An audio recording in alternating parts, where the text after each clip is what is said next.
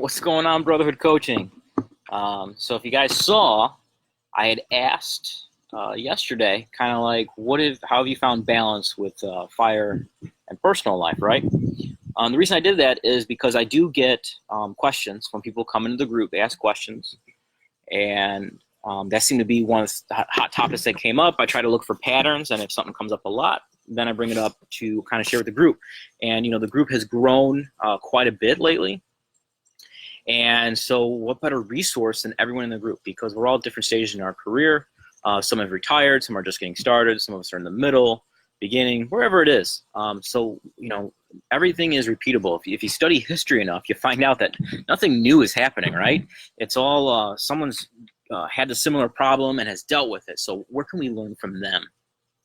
So I was just going to reply in a comment to the thread that was going on, but I figured I like to give a backstory because there's so much can get lost in just written words. So why not shoot a video real quick, right? So I was always very much a person that was very in a job, going to lots of conferences, trainings, constantly thinking about work, and I will say a lot of that has changed. I still think about Matchbox cars. I actually have a Matchbox killer truck that me and my kids play with. But what I had to learn was to balance life better. And one of those transitions came when I got married. I didn't get married until my early 30s. And so I had met my wife, knew that this would be the woman, and I wanted to have children with her.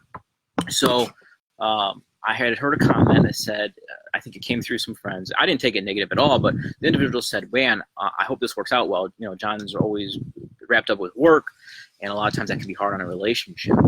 So I made the commitment that, hey, yeah, I still enjoy work, but it's going to have to go to a lot less conferences, trainings. I want to focus on making this family that I've never had before, right? So that was a little bit of a transition, and basically I had to learn to become more patient, and work wasn't everything, right? Well, lo and behold comes my first child, and I took probably over a month off with my first child, and I came back to work, and it made me really understand, the struggles, someone who has kids and is at the firehouse, because one of my drivers at the time had told me, he goes, you got real problems now.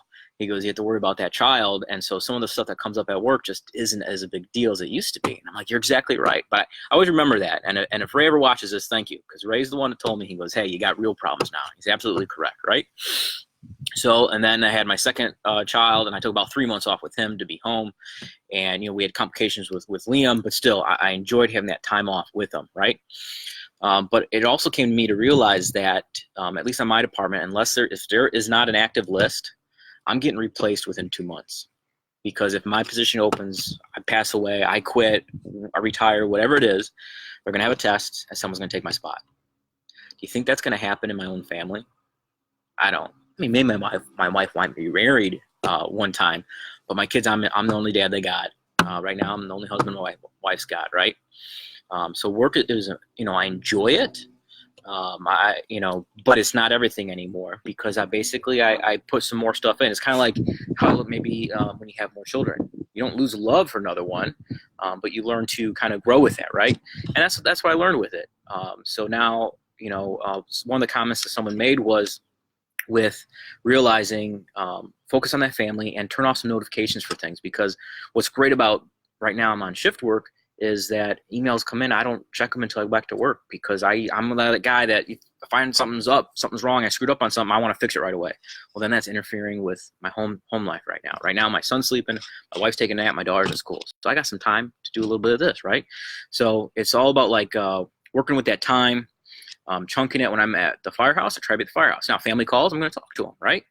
Do some FaceTime, whatever it is.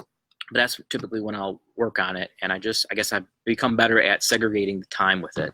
And that's really helped with me, because at the end of the day, I still love going to fires and being at the firehouse and doing those cool things. But it's not going to define me. And I got some more hobbies, I guess, if you will, to kind of occupy time. I love going fishing. So when I drop my daughter off at school, my son and I go fishing. I'm not good at it by any means, but we go. I've been really getting into jiu-jitsu. If you follow any of my posts, that's something I've decided is going to be I'm going to keep pursuing it. So I go a couple times a week, and we'll see where I end up with it. But I got my second stripe and white belt, and I wouldn't mind, you know, me teaching at the firehouse to some guys to help them out, because it helps me a ton with stress, and it's something else to focus on. Because I've heard it what Jocko said. He kind of goes, when you retire from, especially a purpose-filled profession like our own, it's almost like next mission, right? What are we going to focus on next? Because if you retire and just sit around, you see what happens to people, right? You start maybe getting some bad habits. Things don't always stay as sharp up here. So it's kind of focusing your energy on your next mission, or just, you know, in general, staying busy with stuff.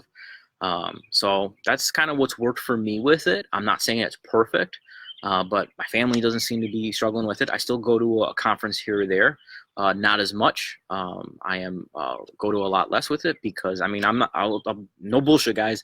A year ago, well, November of last year, I was actually looking up departments where I could go and volunteer, because they get a lot more fire. And then I had to remind myself, hey, ding dong, you're a husband and a father, so focus on that. And then we ended up catching a first in fire, and I was good. I had that itch scratched, so I was all right.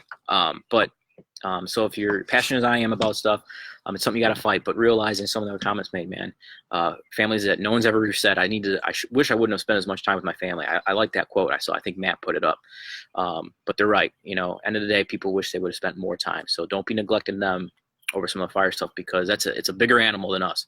We can't fix it all, right? I ran into a retired guy. He owns a restaurant over on Matt Lachey, and I asked him, hey, are you missing the job or the calls or the guys? He goes, I miss the guys a little bit. He goes, anything goes wrong in this restaurant, I can fix that. I can't fix everything out there.